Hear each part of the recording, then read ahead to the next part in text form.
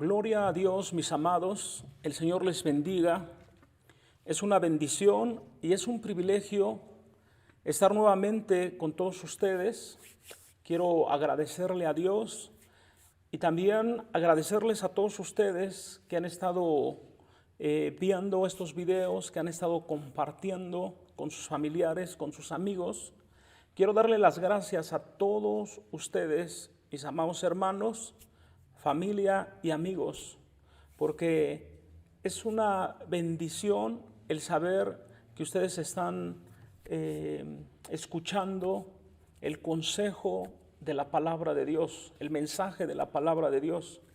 Quiero comenzar con este tema leyendo lo que dice en la primera carta de los Corintios, en el capítulo 12, en el versículo 26. Dice la palabra de Dios: de manera que si un miembro padece, todos los miembros se duelen con él. Y si un miembro recibe honra, todos los miembros con él se gozan. Vosotros pues sois el cuerpo de Cristo y miembros cada uno en particular.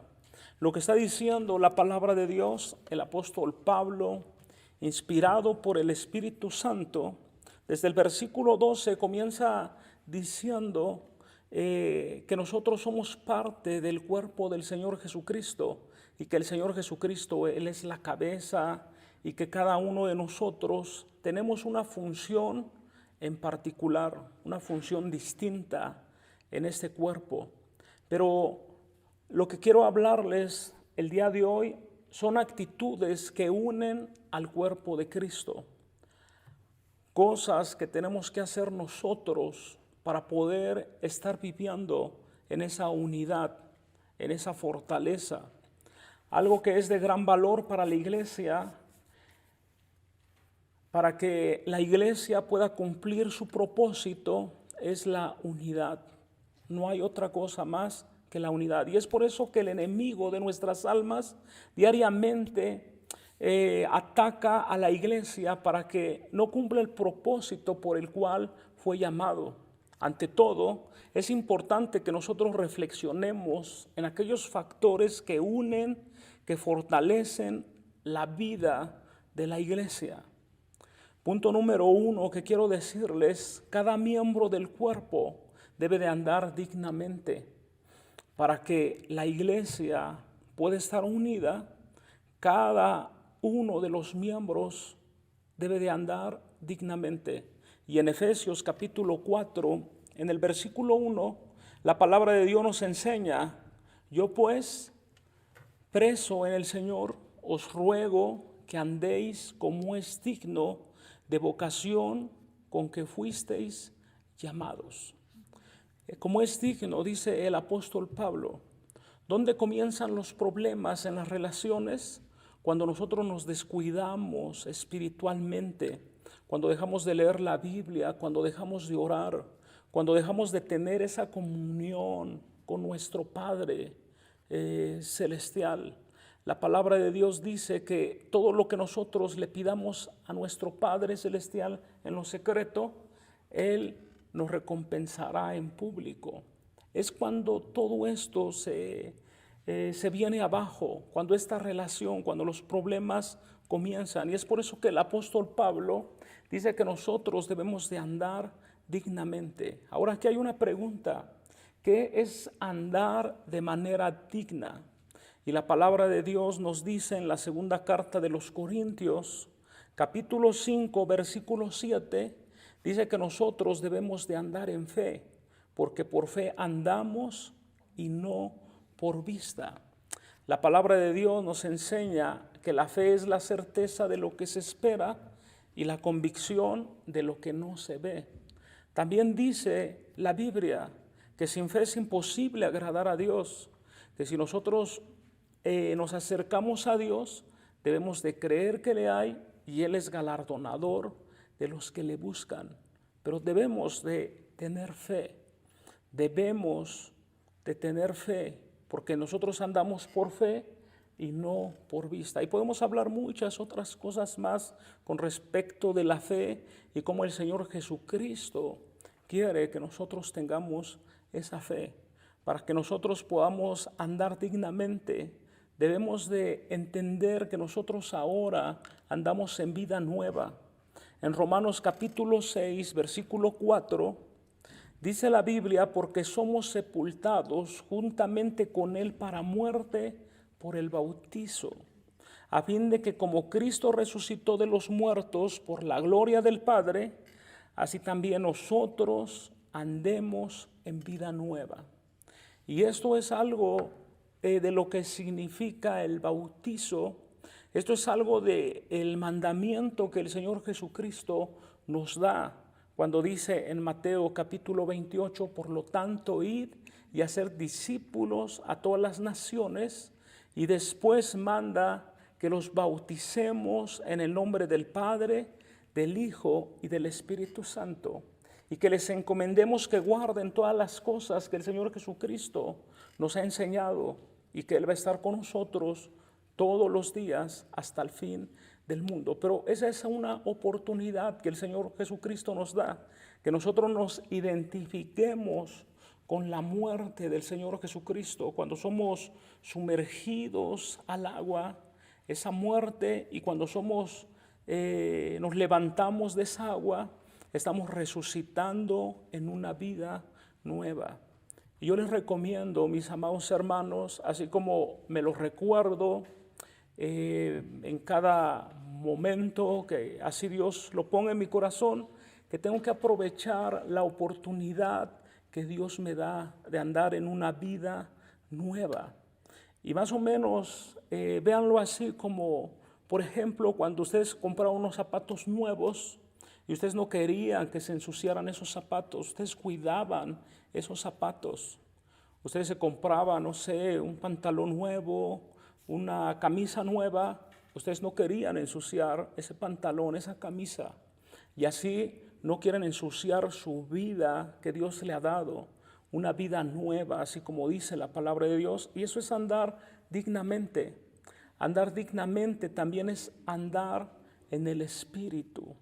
En Gálatas capítulo 5, en el verso 16, dice la palabra de Dios, digo pues, andad en el Espíritu y no satisfagáis los deseos de la carne. Y esta palabra hemos hablado acerca que cuando Espíritu está con E mayúscula, está hablando del Espíritu Santo. Y nosotros tenemos que andar en el Espíritu Santo.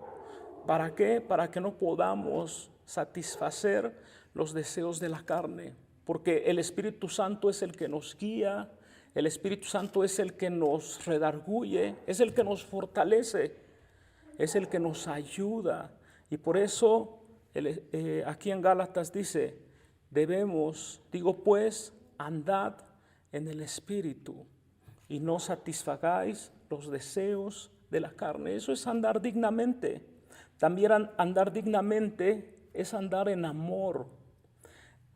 Efesios capítulo 5, en el verso 2, eso es lo que dice la Biblia, y andad en amor, como también Cristo nos amó y se entregó a sí mismo por nosotros, ofrenda y sacrificio a Dios en olor fragante. Puedo entender que si nosotros andamos en amor, esto es un olor fragante que llega hasta la presencia de Dios.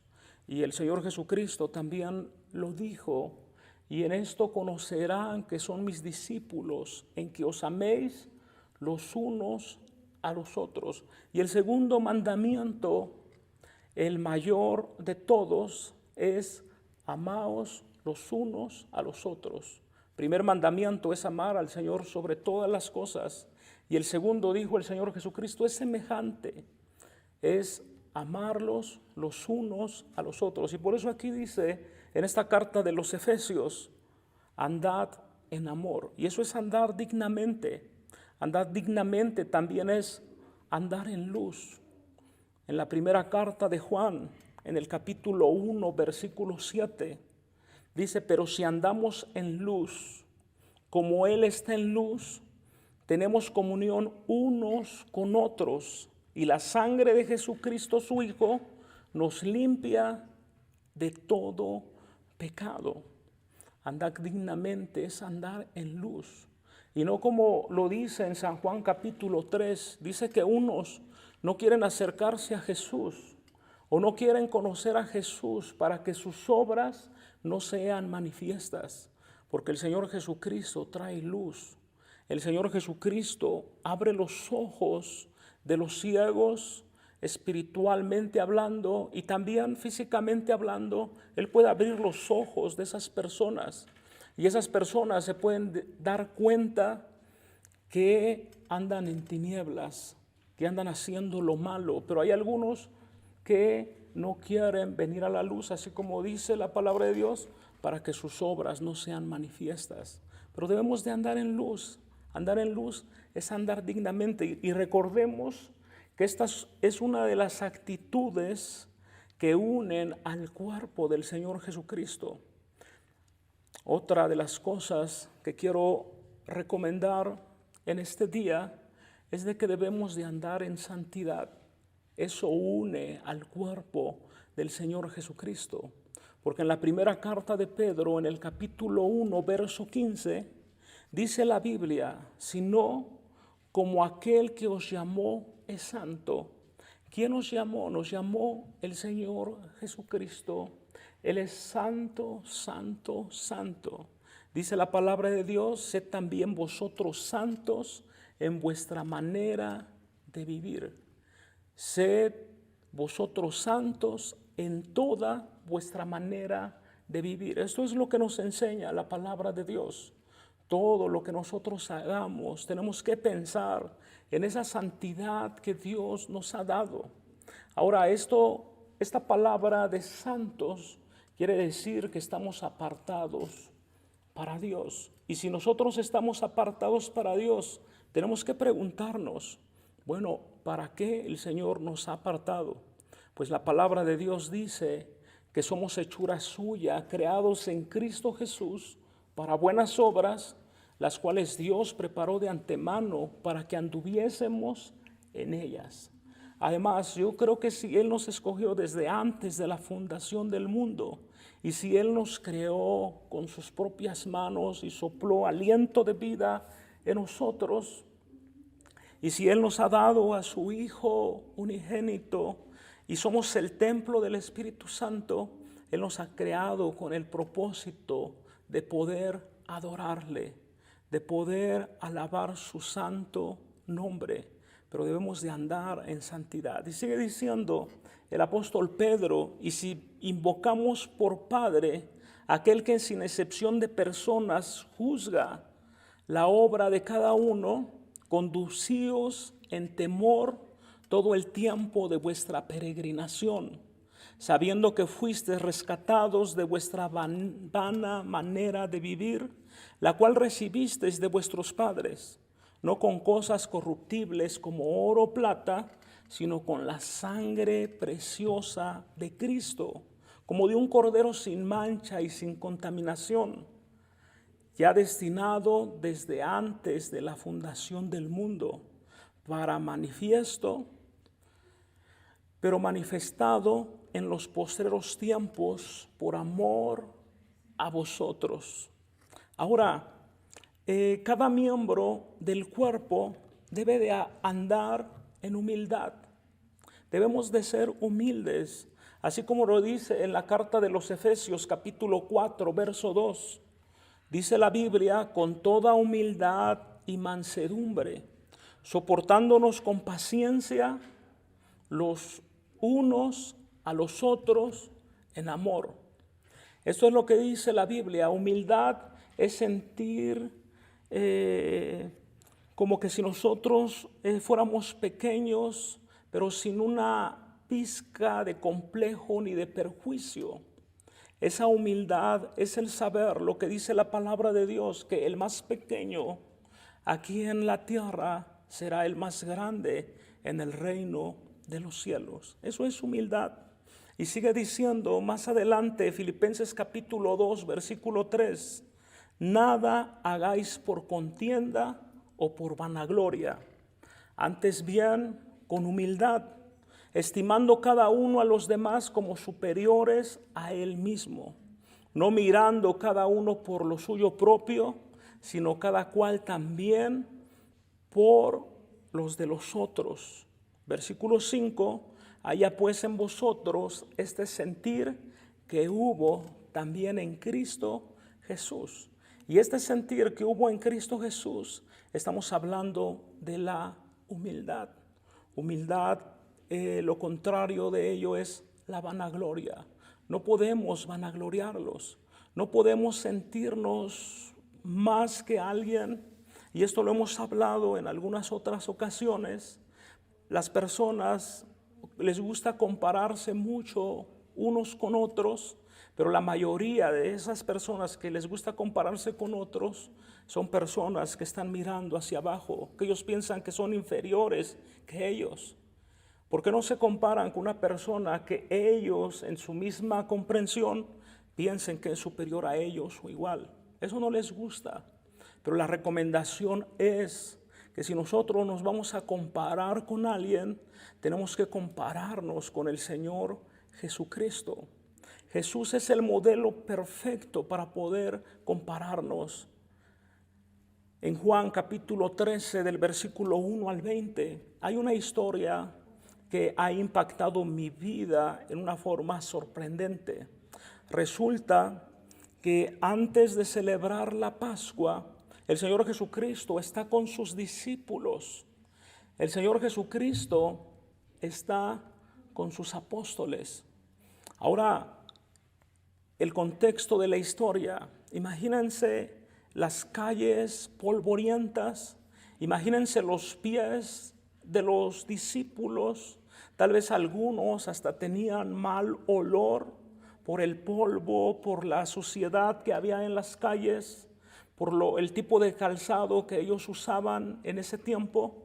Pero al Señor Jesucristo no le importó nada de eso. Él es humilde. Y dice la palabra de Dios que se ciñó una toalla, agarró una tina y les comenzó a lavar los pies en ese cuarto. Ahora, ¿por qué me llama mucho la atención esto?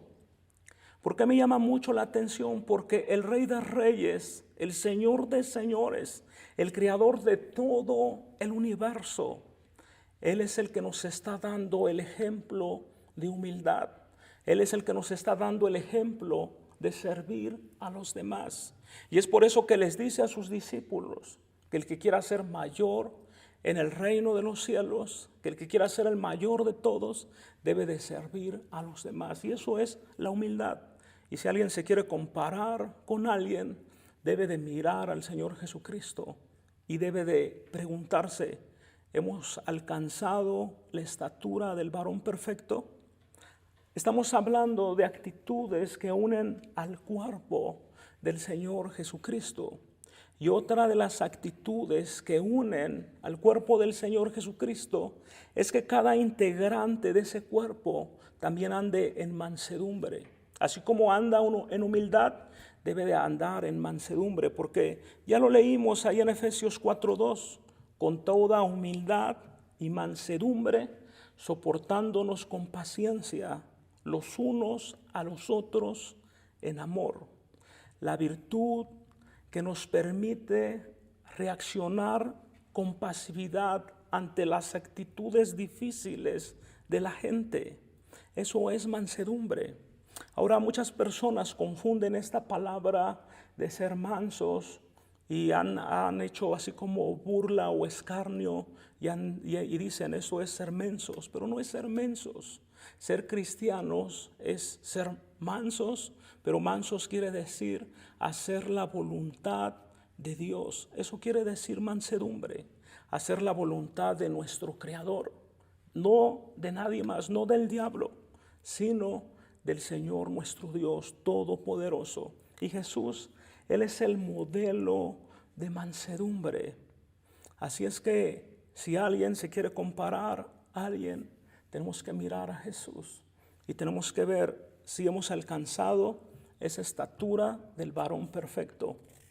Así es que para que podamos unir y para que podamos ser fuertes en ese cuerpo del Señor Jesucristo, cada persona, cada miembro de ese cuerpo debe de tener paciencia. Así es, paciencia. Dice la palabra de Dios en Santiago que las pruebas producen paciencia. La prueba de vuestra fe produce paciencia. Y esto es muy importante y yo creo que es por eso que estamos pasando por una prueba, por otra prueba, por otra prueba. Y así es nuestro peregrinar como hijos de Dios o como cristianos. Entramos a una prueba, salimos de esa prueba, entramos a otro, porque solamente así vamos a tener paciencia. Y quiero decirles que la paciencia es muy importante, porque la paciencia es saber esperar. No solamente es esperar, sino saber esperar, tener una actitud correcta.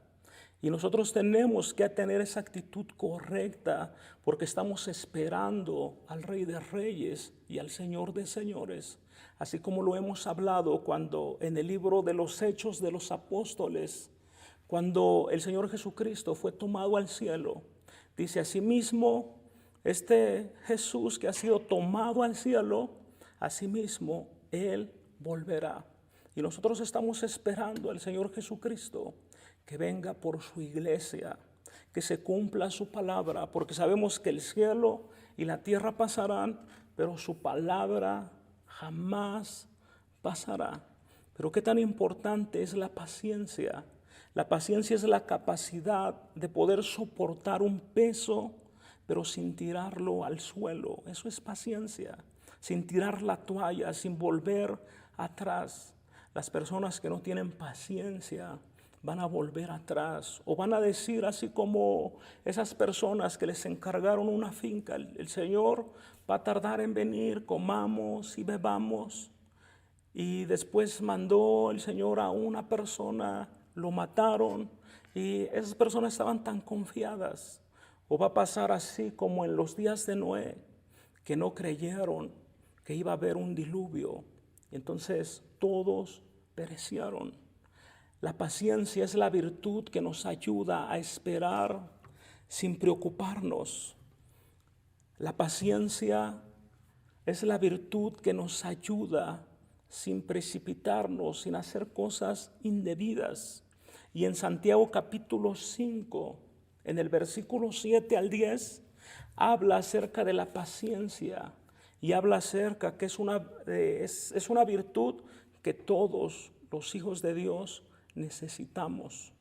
Y ahí pues dice, es como el labrador que espera el precioso fruto y que para participar del precioso fruto pues tiene que trabajar primero, pero tiene que tener paciencia para poder participar de ello. Otra de las actitudes que unen al cuerpo del Señor Jesucristo es que cada miembro del cuerpo sea solícito en guardar la unidad. Cada parte del cuerpo debe de estar preocupado por estar guardando la unidad, por estar unido con su hermano, con su hermana, para estar unido como familia, como padre, como hijo, como esposo. Tiene que estar así porque dice la Biblia, Efesios 4, verso 33, solícitos en guardar la unidad del Espíritu en el vínculo de la paz. Tenemos que hacer todo lo posible, estar guardando la unidad. Y debemos de entender, en Hechos de los Apóstoles, dice la palabra de Dios que estaban todos unánimes. Y que cuando estaban todos unánimes, entonces se cumple la promesa y el Espíritu Santo llega a ese lugar, al aposento alto. Entonces hay algunos que le llaman a ese capítulo o a esa historia la pista de aterrizaje del Espíritu Santo. La unidad es una pista de aterrizaje. Cuando hay unidad, entonces el Espíritu Santo viene y se mueve y hace su obra, así como me acuerdo cuando en Génesis capítulo 1, donde dice en el principio Dios creó los cielos y la tierra. Y dice la palabra de Dios, y la tierra estaba vacía y desordenada, y el Espíritu se movía sobre la faz de las aguas. Y yo creo que esas aguas están unidas. Y cuando hay unidad, el Espíritu Santo se mueve y hace la obra y restaura y bendice, da gozo. El fruto del Espíritu Santo se manifiesta en cada creyente. Así es que tenemos que estar solícitos en guardar la unidad del Espíritu en el vínculo de la paz. Eso va a traer paz. Y esa paz es la paz que sobrepasa todo entendimiento. Esa paz que, si nosotros vamos al hebreo, quiere decir la palabra shalom. Y esa palabra quiere decir están completos, no les hace falta nada. Fue lo primero que les dijo el Señor Jesucristo a sus discípulos cuando se les apareció. La paz sea con vosotros, shalom. Y les está diciendo una bendición. A ustedes ya no les falta nada, ustedes están completos. Y entonces ese es el vínculo de la paz. Otra actitud que unen al cuerpo del Señor Jesucristo es que cada miembro del cuerpo conozca la base de vuestra unidad.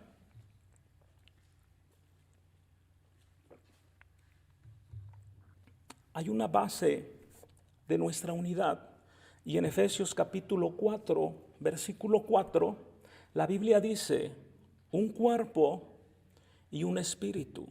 No dice varios cuerpos, no dice muchos espíritus, está diciendo un cuerpo, un espíritu. Como fuisteis también llamados a una misma esperanza de vuestra vocación. Fíjense bien lo que dice el verso 5, un Señor. No dice 5 señores o 4 señores o 2, dice un Señor, una fe, un bautismo, un Dios y Padre de todos, el cual es sobre todos y por todos y en todos. Esa es nuestra base. Nuestra base, un solo cuerpo. Vean, no hay muchos cuerpos. El Señor Jesucristo, cuando venga, va a venir por una iglesia. No va a venir por una denominación, no va a venir por una religión, no va a venir por una etnia, no va a venir por una raza, como se le llaman a las personas. El Señor Jesucristo va a venir por una iglesia, un cuerpo, una fe. Esa es nuestra base, la fe en Jesucristo. Un espíritu, el Espíritu Santo, un bautizo, el bautizo del que el Señor Jesucristo dio esa orden, una esperanza. Y nuestra esperanza, dice la palabra de Dios, es una esperanza viva, es una esperanza que está en los cielos. Nuestra esperanza es Jesucristo. También la base de nuestro credo es un Dios y Padre.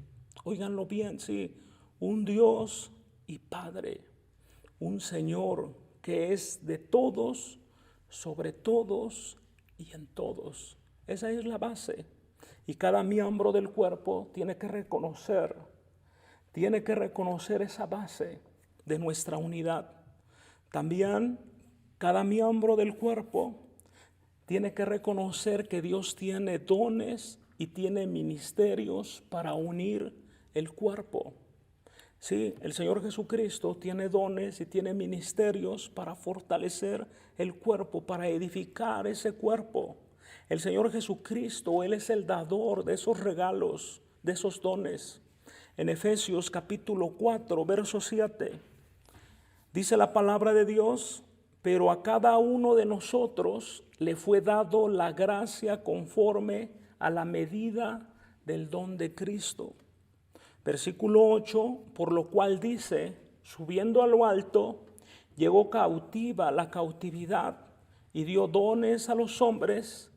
Y eso que subió, ¿qué es? Sino que también había descendido primero a las partes más bajas de la tierra, el que descendió es el mismo que también subió por encima de todos los cielos para llenarlo todo. El Señor Jesucristo dio dones. El Señor Jesucristo constituye ministerios. Ministerios quiere decir trabajos. No quiere decir algo que las personas quieran pararse su cuello. No, mira, yo tengo un ministerio. Esto no es para que se paren su cuello. Esto es un trabajo y es una responsabilidad que el Señor Jesucristo nos está dando. Es una responsabilidad. Sí, es un privilegio, pero tenemos que dar cuentas al Señor Jesucristo de esto que nos ha dado. Porque Efesios capítulo 4, verso 11, dice que Él mismo constituyó a unos apóstoles, a otros profetas, a otros evangelistas, a otros pastores y maestros. ¿Quién fue el que los constituyó? El Señor Jesucristo. Los hombres no pueden constituir a nadie dándoles estos ministerios, estos trabajos. El que los constituye es Cristo. Así es que el llamado es de Él, no de los hombres, no de las personas. Y dice el versículo 12, ¿para qué Él constituyó esos ministerios? Él los constituyó, dice la palabra de Dios, a fin de perfeccionar a los santos, para la obra del ministerio, para la edificación del cuerpo de Cristo. Edificar ese cuerpo, esa es nuestra meta, ese es nuestro llamado. La meta de Jesús es consolidar ese cuerpo, es que ese cuerpo esté unido, es que ese cuerpo esté trabajando en una forma muy especial. Porque sigue diciendo en el verso 13, Efesios capítulo 4, verso 13, dice: hasta que todos lleguemos a la unidad de la fe y del conocimiento del Hijo de Dios, a un varón perfecto, a la medida de la estatura de la plenitud de Cristo.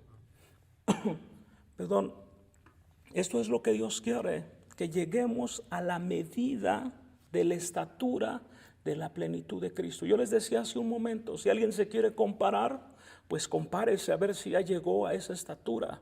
Y si no llegó a esa estatura, pues oren a Dios, busquen a Dios mientras Él pueda ser hallado. Versículo 14 dice: para que ya no seamos niños fluctuantes, llevados por donde quiera de todo viento de doctrina, por estratagema de hombres que para engañar emplean con astucia las artimañas del error. Versículo 15 dice: sino que siguiendo la verdad en amor, crezcamos en todo en aquel que es la cabeza, esto es Cristo, de quien todo el cuerpo bien concertado y unido entre sí por todas las coyunturas que se ayudan mutuamente según la actividad propia de cada miembro, recibe su crecimiento para ir edificándose en amor. Aquí hay 7 cosas de las que nos hablan estos versículos. La primera de ellas es llegar a la unidad de la fe. Que todos nosotros podamos tener esa fe puesta en el autor y consumador que es el Señor Jesucristo, que dice la palabra de Dios que por el gozo puesto, Él puso su gozo en ese sacrificio que hizo por nosotros, y de Él es el que nosotros tenemos que dirigir nuestra mirada. O como también cuando dice la Biblia que tenemos que construir nuestra casa sobre la roca. Siempre que la Biblia está hablando de la roca, está hablando de esa roca inconmovible que es Jesucristo. Entonces, en esa roca tenemos que depositar nuestra fe. Lo que hemos aprendido y lo que nosotros podemos enseñarles a las personas es que no pongan su fe en las personas. Las personas vamos a fallar. El único que no va a fallar es Jesucristo. Él es el único que no va a fallar, y es por eso que es muy importante que nuestra fe tiene que estar puesta en Él. Punto número 2, dice que tenemos que llegar a la unidad del conocimiento. Y es por eso que nosotros predicamos la palabra de Dios. Y es por eso que nosotros les instamos, les animamos a que lean la Biblia. La Biblia es la palabra de Dios, que oren, que le pregunten a Dios qué es lo que quiere decir la palabra de Dios, y el Señor les va a contestar. Pero tenemos que llegar a esa unidad del conocimiento. Tenemos que llegar a la medida de Cristo, a la estatura de Cristo. Dice la palabra de Dios en Filipenses, capítulo 1, verso 6. Dice que el que comenzó la buena obra la va a perfeccionar hasta el día de Jesucristo. Así es que si alguno pues tiene algún pensamiento contrario a esto, pues aquí dice la palabra de Dios que tenemos que llegar a la medida de Cristo, que ya no tenemos que ser fluctuantes. Esto de ser fluctuantes es estar de un lugar a otro, de estar en un pensamiento a otro. Santiago lo dice, que como una onda del mar, como una ola que es arrastrada, y eso a Dios no le agrada. Tenemos que crecer. Otra cosa que dice la palabra de Dios, tenemos que seguir la verdad. Y ustedes saben qué es la verdad y quién es la verdad. El Señor Jesucristo dijo: yo soy el camino, yo soy la verdad y yo soy la vida. Y nadie viene al Padre si no es por mí. De hecho, esto que es la verdad, unos videos más adelante nosotros vamos a estar hablando acerca de la armadura de Dios. Y el primer artículo de la armadura de Dios es el cinturón de la verdad. Y ese cinturón es el que une todas las partes de la armadura. Ese cinturón de la verdad es muy importante. Si no está ese cinturón en la armadura se caería, la armadura se iría al suelo. Pero más adelante vamos a estar hablando de eso. Pero aquí la palabra de Dios dice que tenemos que seguir la verdad, que tenemos que crecer en todo, así como el Señor Jesucristo, dice la Biblia, que crecía en estatura, en sabiduría, en gracia delante de Dios y de los hombres. Tenemos que crecer en todas las cosas. Y por último, tenemos que ayudarnos mutuamente para poder alcanzar esa unión, para poder fortalecer el cuerpo del Señor Jesucristo. Para concluir, nosotros debemos de reconocer que el cuerpo tiene una cabeza, el cuerpo tiene un capitán, el cuerpo tiene a un general que nos está mandando: sabes que tú tienes que hacer esto, tú tienes que hacer esto otro, y que no nos mandamos solos. Porque podría haber personas que dicen: yo solo puedo, pero nadie puede solo. Dios constituyó la iglesia, Dios constituyó el cuerpo, y así como lo vimos, son varios miembros. Así es que debemos de reconocer a Cristo Jesús, que es la cabeza, la cual Él guía, Él sustenta a cada miembro. Y si todos dependemos del Señor Jesucristo, entonces vamos a cumplir el propósito para nuestra vida. Mis amados hermanos, iglesia, pueblo de Dios, ¿qué necesitamos nosotros para vivir una vida de victoria? Lo que necesitamos para vivir una vida de victoria, nosotros necesitamos a Jesús. Así es que vayamos hoy a Jesús y cumplamos su propósito. Estas son algunas de las actitudes que unen el cuerpo de Cristo. Y mi amigo que me estás escuchando, si tú quieres ser parte del cuerpo del Señor Jesucristo, tú tienes que reconocerlo como el único y suficiente Salvador de tu vida. Esta puede ser la última oportunidad. Si tú estás escuchando este mensaje, no es casualidad. La palabra de Dios dice que para el hombre está establecido morir una sola vez y después el juicio. Después de la muerte hay un juicio, y en ese juicio nosotros necesitamos a un abogado. La Biblia dice que si nosotros cometemos pecado, abogado tenemos para con Dios a Jesucristo el justo.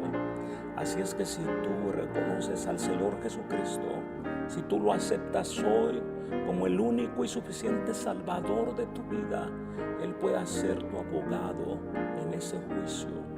Así es que pues la palabra de Dios dice que si nosotros confesamos con nuestra boca que el Señor Jesucristo es el Señor y que Dios lo levantó de los muertos, nosotros seremos salvos. Porque con la boca se confiesa para salvación, con el corazón se cree para justicia, pero con la boca se confiesa para salvación y vida eterna. Así es que este llamado es un llamado para salvación. Este llamado es para que tú oigas la palabra de Cristo, para que tú te arrepientas de todos los pecados, para que tú le pidas perdón al Señor Jesucristo y para que tú perdones a todos los que te han ofendido. La Biblia dice que si tú oyes al Señor Jesucristo, si tú oyes su voz, Él toca la puerta. Él toca la puerta de tu corazón, y que si tú le abres, entonces Él entra y será contigo y tú con Él. Así es que esta es una oportunidad para salvación. Si tú estás batallando tal vez por alguna situación de enfermedad, alguna crisis, cualquiera que sea, el Señor Jesucristo te ama. El Señor Jesucristo quiere ayudarte. El Señor Jesucristo no quiere que pases por esto tú solo. El Señor Jesucristo te bendiga, mi amado hermano, amigo. El Señor Jesucristo haga resplandecer su rostro sobre de ti. El Señor Jesucristo tenga de ti misericordia y el Señor Jesucristo te dé paz. Bendiciones.